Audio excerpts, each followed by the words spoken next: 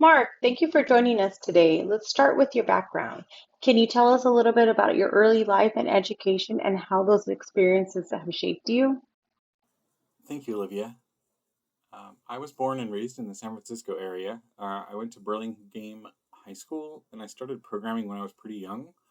I was actually around 15 years old. I sold my first software program at the age of 14, 15. It was called How to Juggle. I sold it for $15. I also made games for the Atari 1800, which is a gaming system that predates the very first Nintendo. Most of you have probably never even heard of that. It was very old, came out in the early 80s, late 70s.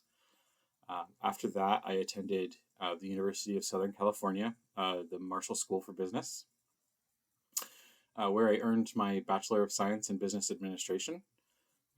USC played a big role in shaping my business thinking, especially in understanding the balance between innovation and market realities.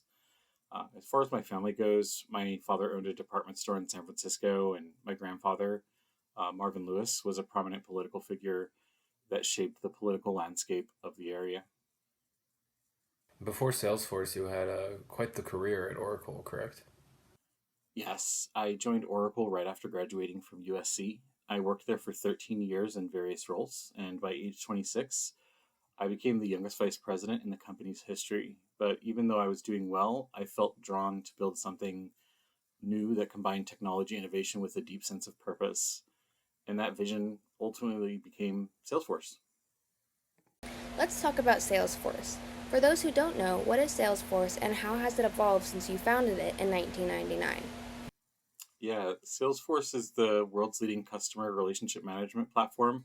Most of you probably know that as a CRM. Many companies have them nowadays. We pioneered the concept of delivering enterprise software through the cloud. When we started, the idea of no software, meaning software delivered entirely online, was revolutionary.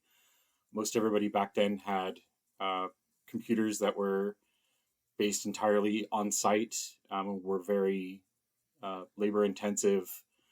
Today, Salesforce has expanded into a full customer success platform, including sales, service, marketing, commerce, analytics, and more. We're a Fortune 500 company with tens of thousands of employees worldwide, but we've stayed committed to our core values: trust, customer success, innovation, and equality. Salesforce is also known for its philanthropy. Can you tell us about the 111 model? Absolutely. From the beginning, we built philanthropy in our business model. The 111 model means we dedicate 1% of our equity, 1% of our product, and 1% of our employees' time to charitable causes. We let our employees dedicate any of their personal time that they want to doing charitable causes, from Habitat for Humanity to anything they really want. And they can take off that personal time away from their work and go ahead and donate those charitable causes. Over the years, that's actually translated into hundreds of millions of dollars in grants and millions of volunteer hours and thousands of nonprofits using Salesforce for free at a discount. Let's shift to leadership. How would you describe your leadership style? I'd describe it as values driven and servant leadership. I try to create an environment where people feel empowered to innovate and speak up.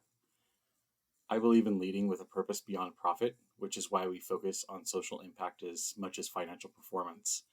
I also stay engaged with our teams, customers, and communities. Leadership to me is about listening and learning as much as it is directing. You've also been quite vocal about social and political issues.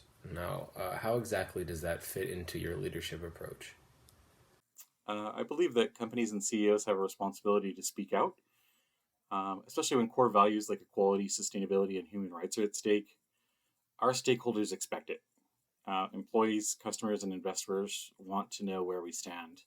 This isn't about politics, it's about values and doing what's right. In our class in readings, we have explored emotional intelligence, which includes self awareness, social awareness, relationship management, and self management. Can we explore how each of these play a part in your leadership?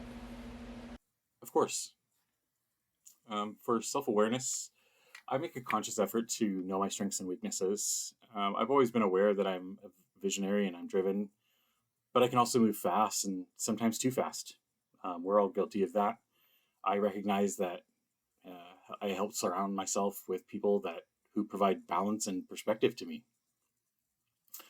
And in self management, I'm running a company as big as Salesforce. It means I deal with constant challenges.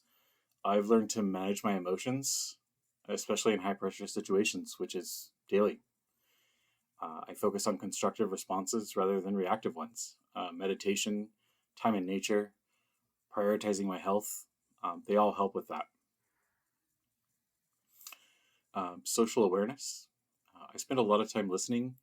I try to listen to my employees, customers, community leaders, whoever I can. This is critical for understanding diverse perspectives. Our quality initiatives and our environmental sustainability work are rooted in really listening to the needs of our stakeholders. In relationship management, this is about building trust and collaboration. At Salesforce, I try to foster open communication across all levels. Externally, I work to maintain strong relationships with customers, partners, and even tech leaders, because in the end, no one really succeeds alone. Given everything we've discussed, your background, Salesforce success, your leadership style, and your focus on emotional intelligence, do you think you're an effective leader?